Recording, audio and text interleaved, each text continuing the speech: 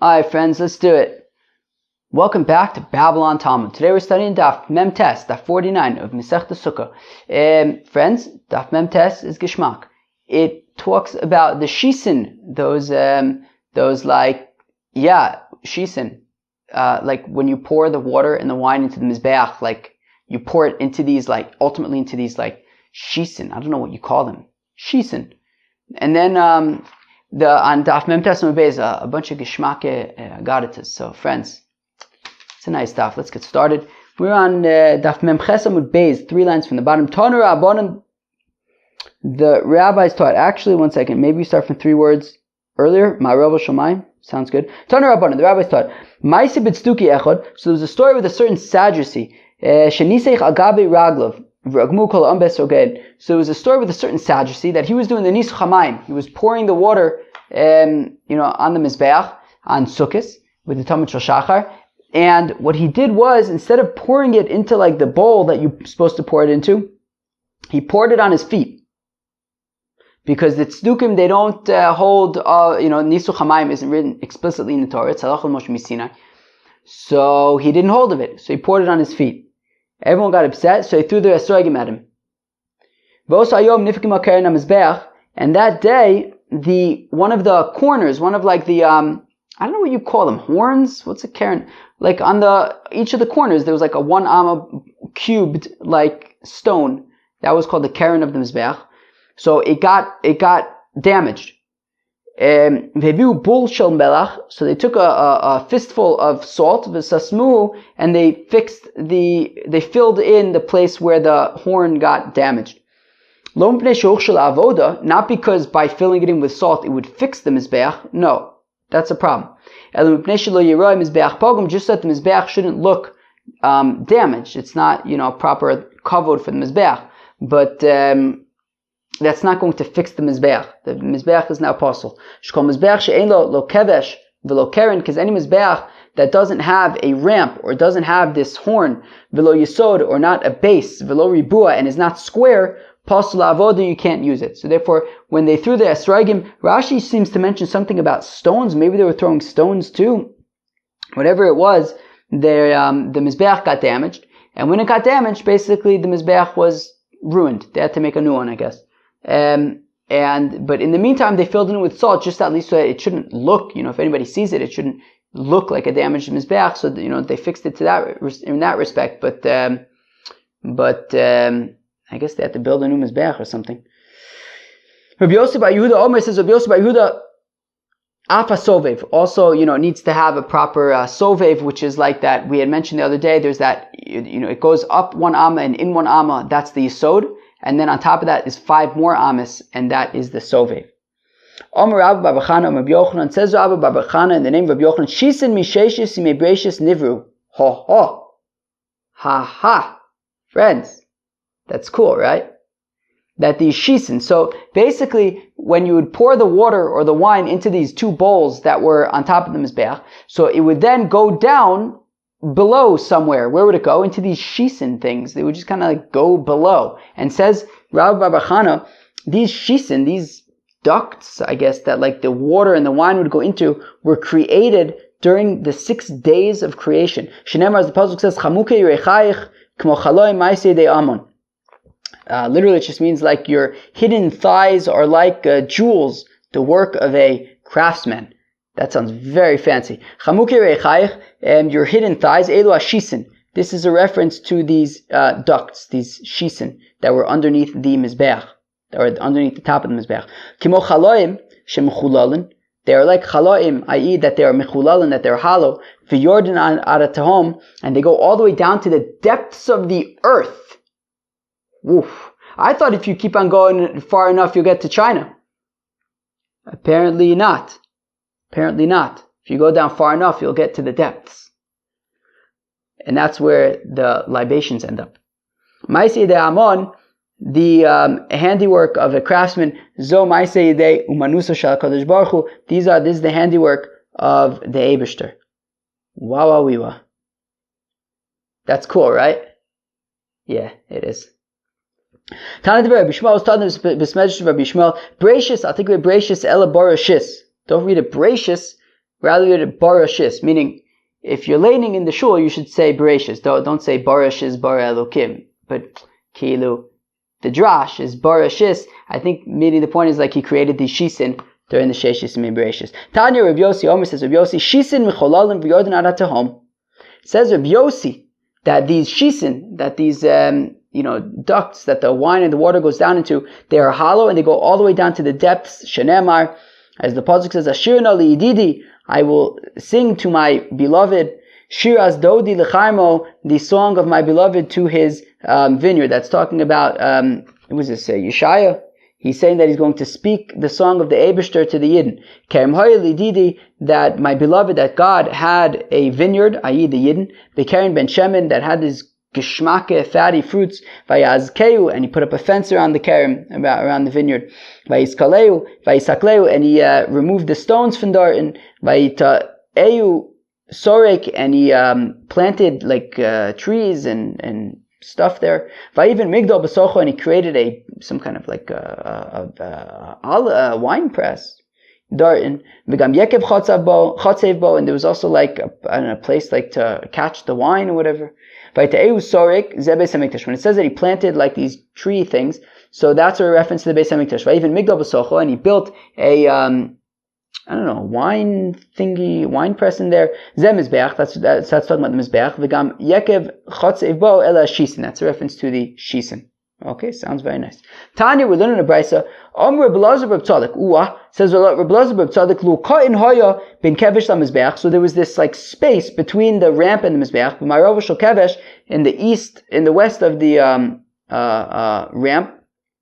V'achas l'shivim shana, and every 70 years, Pirchei Kuna Yarden l'sham, the young Kohanim would go there in l'sham u'malaktin misham yain karsh, and they would take out congealed wine from there, shadom ligulei dvela, which was like fig cakes, uvan v'sorf, and also b'kedusha, and then they would burn it in holies. Shenemar, as the pasuk says, b'kodesh asech nesach shechel Hashem, that in the holy part of the Beis Hamikdash you will pour libations for God.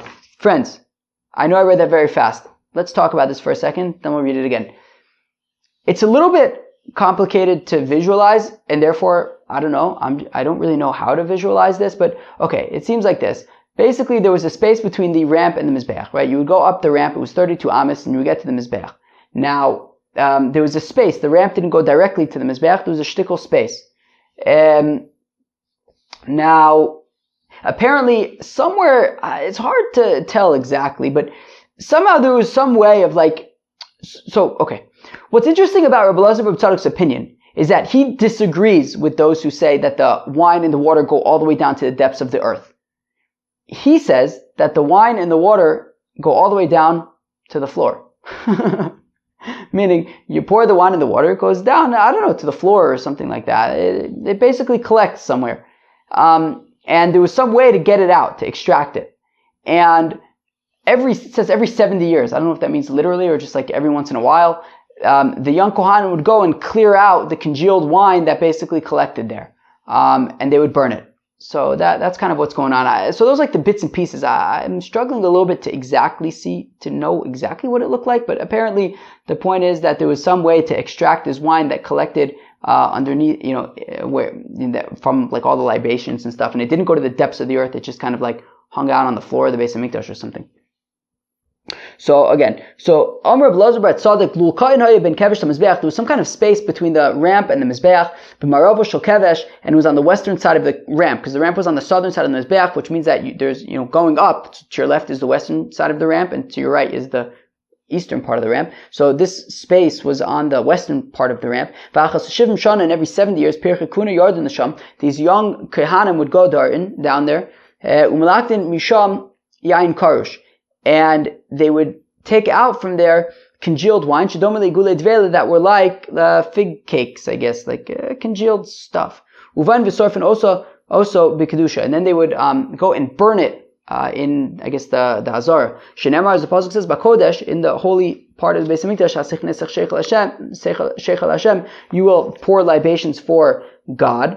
Kshem shenisucho b'kedusha, just like the libations of the wine are in the holy part of the Beis Hamikdash, kach srifaso b'kedusha, so also you have to burn it in the holy parts. My mashma, how do you learn from that pasuk of Bakodesh Asech Nesach Shechel Hashem that you have to burn this congealed wine? Ravina says, Ravina asher Kodesh Kodesh. So we make a gzeir shava from the word Kodesh. It says over here by the libations Bakodesh Asech Nesach that in the holy you will libate these libations. And it says by the burning of noser, v'sraftas noser ba'esh, that you have to burn noser in fire. Lo ya'achal ki kodeshem. It can't be eaten because they are holy. So just like by the burning of noser, it has to be burnt in the holy, the holy in the Beis Hamikdash, in I guess the Azar. So also the congealed wine has to be burnt in the Azar. Come on, Azla, it's not like who does the following Mishnah go? Like Nisachim Batchila Mo'alim Boin. So when it comes to the wine libations in the Beis Hamikdash, so there's a din me'ila, right? If you get benefit from this wine, so then if it's by accident, so then you have to bring a korban Osham Me'ilos. Yardu L'Shisin, but once they have been poured into, you've done Nisach HaMayin, you pour them into these bowls, and then from the bowls it went down to these shisin. Ein Mo'alim Boin, you can it's no longer as a din me'ila. No longer as a din me'ila. Once you pour through the libations, it no longer has a din me'ila. Lema, Rabbi Elazar bar Tzadiki, let's say that this must be the opinion of Rabbi Elazar bar Tzadik, the Rabbanon, anachtu litom. Because after all, according to the rabbis, the libations go all the way down to the depths of the earth. So how can you be getting a din me'ila from the shisin? I mean, the shisin go, how can you get benefit from the wine that's been poured into the shisin? It's gone down to the depths of the earth. So Memele, it must be that we're saying that according to Rabbi Elazar bar Tzaddik, who says that the wine remains somewhere on, on the floor of the mizbeh of the Beis Hamikdash, I guess, of the Hazar. So technically speaking, you can go there and use it and get benefit from it. So we're saying that once you poured it, it no longer it's no longer as a din me'ila. You won't have to bring an asham me'ilos if you get benefit from it. And for the Gemara, you can even say that it's according to the rabbis. And what it means is that in the event that you took some kind of gadget and you put it into the shisin to collect the wine and the water that was, I guess the wine, maybe the water too, I don't know. You mentioned the wine over here. Oh, the nisachim. Okay, so I guess the wine and the water. If you put some kind of receptacle dart in order to collect what was poured in there, so then, even though yes, the shisin according to the rabbis go all the way down to the depths of the earth, but if you interfered with the libations going down to the depths of the earth and you interfered with it and you chopped it, so then you could say that the Chachamim are saying that at that point there would no longer be a din me'ila b'ikadamer. That those who say lema rabbanon hi v'lo Rabbi Elazar bar Tzaddik. There are actually those who say that let's davka argue that it is the rabbis and not Rabbi Elazar bar Tzaddik. The Rabbi Elazar, because according to Rabbi Elazar, akati b'kedusha sayu kaime.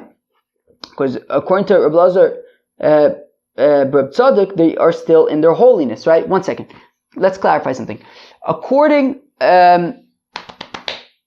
to the rabbis, right? So we're saying that davka, let's say, according to the rabbis, if you would put some kind of receptacle in the shisin to intercept the libations that are poured in there, so they're saying that you would not have there would be no din me'ila, because according to Rabbi Elazar bar Tzaddik, after all, remember, he said a few minutes ago that the libations would go and collect, like on the floor of the Beis Hamikdash, and they would congeal, and then every so often, they would burn them, these congealed wine, they would burn it bakodesh, in the holy part of the Beis Hamikdash, which means that they still b'kedusha sayu kaime. They still have their kedusha, and therefore, I would say that according to Rabbi Elazar bar Tzaddik, they would retain their din me'ila.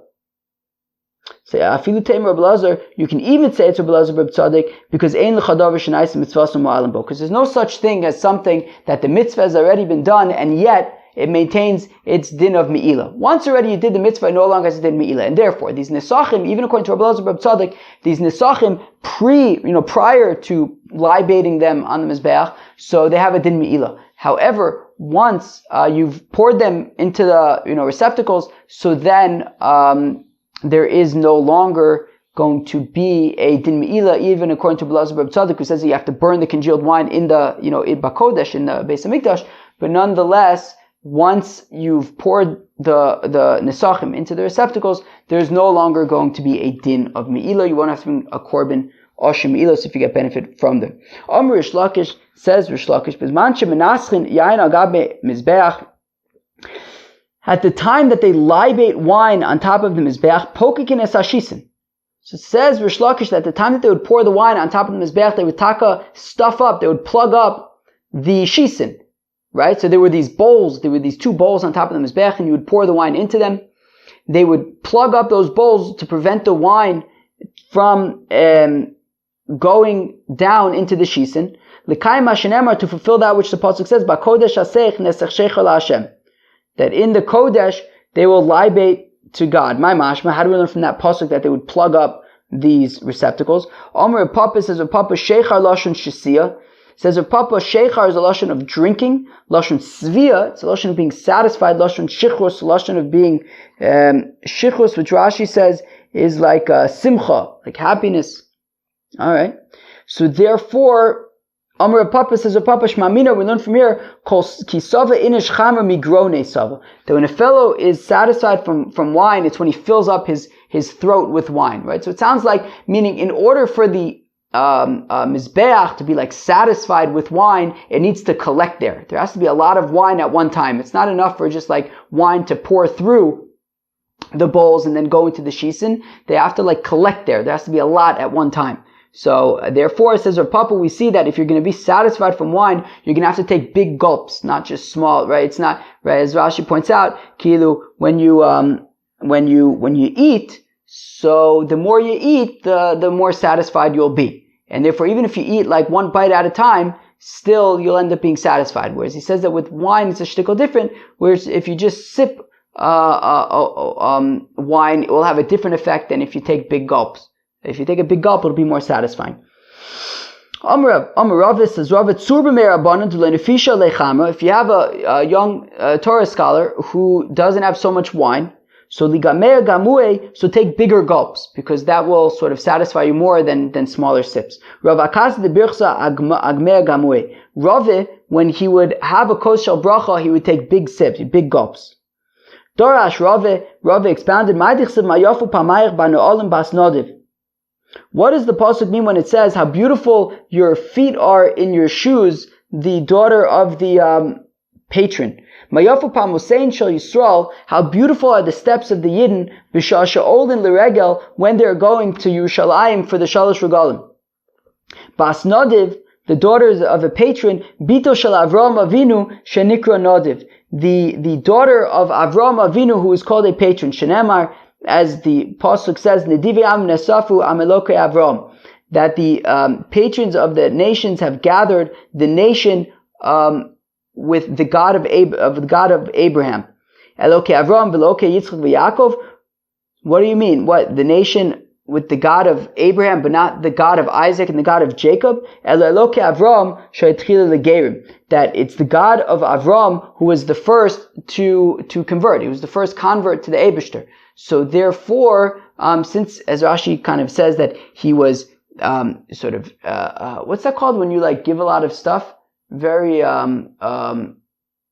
magnanimous, in that he recognized the Eibishter and coming forward to recognize the Eibishter. So he's called the Nadiv, the patron, and therefore when it says the daughter of the patron, that's a reference to Avram Avinu, who like kind of took himself to believe in God. Tanadvei Rav Anon, it was taught in the Besmedrash of Rav Anon, what is that which is written, your hidden thighs? Why is the words of Torah, why are they compared to a thigh? To say to you, just like your thigh is hidden, right, beneath your shorts, your pants, your skirt, your dress, whatever you're wearing. So just like your thighs are hidden, so av divrei Torah baseser. So also divrei Torah are hidden. As Rashi says, don't go out in the shuk and give a shir, which is interesting because I think we saw in the Gemara Eruvin or something, Rave would say, "Areni ki ben azeh b'shuk Tveria," like he would do like ask me anything, and he was like ben azeh in the marketplace of Tveria. So I don't know. Zeu. Okay, but we see over here that the Torah should be hidden. They shouldn't just be big public events, I guess, of sharing Torah. Okay? This is what Rabbi Elazar says. What does the pasuk says? Higid l'cha adam matov. That he tells to a person what is good. Hashem doresh mimcha, and what the Eibishter expects from you. Kim asos mishpat v'ahavas chesed, to do justice and to love kindness. And to walk with modesty with your God. Asos mishpat ze'adin. So when it says to do justice, that's judgment. V'avas chesed, and you should love kindness. Ogmilos chasadim, that's doing acts of kindness. And walking it with modesty with your God. That is taking out a person who passed away to be buried, and supporting a bride to get married. And you can make the following kavachomer. Certainly, when it comes to things that you normally do in public, such as a wedding, such as a funeral, nonetheless, we're saying that you should do it right in a way that is modest. So then certainly things that normally are done in a more private way, such as things like giving tzedakah or divrei Torah, we're grouping with that, should be done in a sort of modest, private way. Rabbi Elazar says, that greater is somebody who does charity, greater than all of the sacrifices. Shenemar, as the pasuk says, asot tzedakah mishpat nivcha l'Hashem mizevach. That to do charity and justice is more choice to the Eibishter than a sacrifice. V'amar Belazar says, Belazar gedola gemilus chasadim yosem min tzedakah, and says Belazar, and doing kindness, acts of kindness, is even greater than charity. Shenemar, as the pasuk says, ziru lachem tzedakah v'kitzru lefi chesed, that you should sow. What does to sow mean? Is to sow to seed? If to sow is to seed, then you should sow righteousness. If it's different than seed, but either way, I just made things confusing. Alright. You should plant seeds of charity. V'kitzur lefi chesed, and harvest for kindness. Now, in terms of which is better, seeding or harvesting, well, let's see. When you seed something, who knows? Anything can happen, right? It could be a drought. It could be what's that thing called when basically a typhoon or something, a cyclone, I don't know what these things are, but things can come and mess up your crop and you won't have anything to eat. But on the other hand, Adam quotes there, when a person harvests, so he can eat what he harvests. So basically harvesting is better than seeding. Seeding is kind of question, it's uncertain, whereas harvesting, you have what you can eat. So therefore, harvesting is better than seeding, and we're saying that you can seed tzedakah, but harvest kindness. So we see that kindness is greater than charity. Rabbi Elazar says, interesting. Says Rabbi Elazar that charity is rewarded based on how much effort went into it. Right? If you had to, if you just kind of write a check, so that's one way of giving charity. But if you have to then go out and pick up things and run around in order to, help out somebody, so then that's even a higher level. Shenemar, as the pasuk says, ziru lachem tzedakah v'kitzur lefi chesed. That sure you could plant for righteousness, but you'll harvest and do for kindness. Right? That the tzedakah is like the seeding, which is we said not as high as on a high level as the harvesting. The harvesting is a higher level, and that is the chesed. So therefore, we're saying that the tzedakah is as stark as the amount of kindness and running around and effort that goes into delivering it. In 3 ways, kindness, acts of kindness are greater than charity. That while charity is your money, but acts of kindness involve both your actual activity, your body, your doing, your efforts, as well as your financial investment. Whereas charity goes to the poor, doing kindness, you could do kindness for poor people as well as wealthy people. Charity is to help out alive people, whereas righteousness, acts of kindness you can even do, right? Chesed shalemes, you can even do acts of kindness for those who are no longer alive. V'amar Belazar, says Belazar, kol ha'oset tzedakah u'mishpat keilu mile kol olam kulo chesed. Wow, says Belazar, somebody who does charity and justice, it's as if he fills up the entire world with charity, with acts of kindness. Shenemar, or if tzedakah u'mishpat, a fellow loves charity and justice, chesed Hashem ala ha'aretz, the kindness, the acts of kindness of God fills the world. So we see you do charity and justice, it fills up the world with kindness. Maybe you'll say, okay, so it's easy. I could just find somebody and do kindness. That how precious is your kindness, God. That to find the right people and just to jump out and say, okay, I'm just gonna do kindness to any person, even people who don't need it. You have to find the right people to do kindness, and that might not necessarily always be so easy. Vigomer. Is it possible that even for those who are God-fearing, it's hard to find people to help? That the kindness of God is forever upon those who fear Him. So I guess those who fear Him have a much easier time doing kindness. Interesting. Amr Reb Chama bar Pape, says Reb Chama bar Pape, Kol Adam sheish olav chen. A fellow has chen. What's chen? Chen is was like favor or whatever. Chen is like being like kind of nice. So anybody who's kind of nice, biyadua shehu yari shamayim. So he must be a God-fearing fellow. Shnemar, as the pasuk says, chesed Hashem me'olam v'ad olam al yirev, that the kindness of God is forever upon those who fear Him. V'amar Belazar, and says Rebbe Elazar, what does the pasuk mean?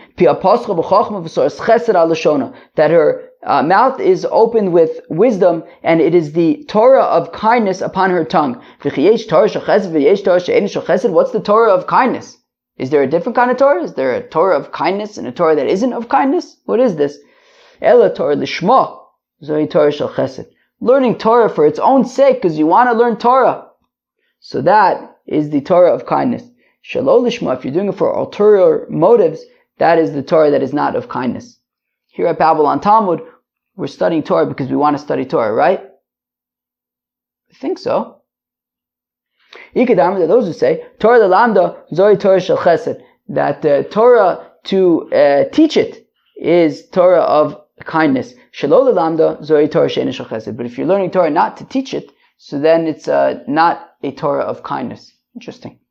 Friends, that was Daf Mem Tes of Masechta Sukkah. What do you guys think? Kind of interesting, right? Yeah, I think so. Anyways, so the first part of the Daf, we learned about these shisin. We learned about when you pour the libations into when you pour the libations on the Mizbeach. So there are two opinions, right? There's the opinion of Rabbi Yossi that the libations go all the way down to the depths of the earth. Then there's the opinion of Rabbi Elazar Reb Tzadok, who says that no, it doesn't go down to the depths of the earth, it just goes down, it basically collects over time, under the Mizbeach, and then every so often you would then basically collect the congealed wine, and you would burn it in the Azara. And anyways, from there we basically got into all sorts of interesting agaritas. Some of the interesting things were like, comparison between kindness and charity. How kindness seems to be on a higher level of charity. We saw different reasons why. From Psukim, we saw explanations based on, one is just with your money, whereas one is also with your body. So that was pretty interesting. It's interesting. Agaritas there on Daf Mem Tes Mem Beis. I hope you enjoyed them. Friends, have a great day. Cheers.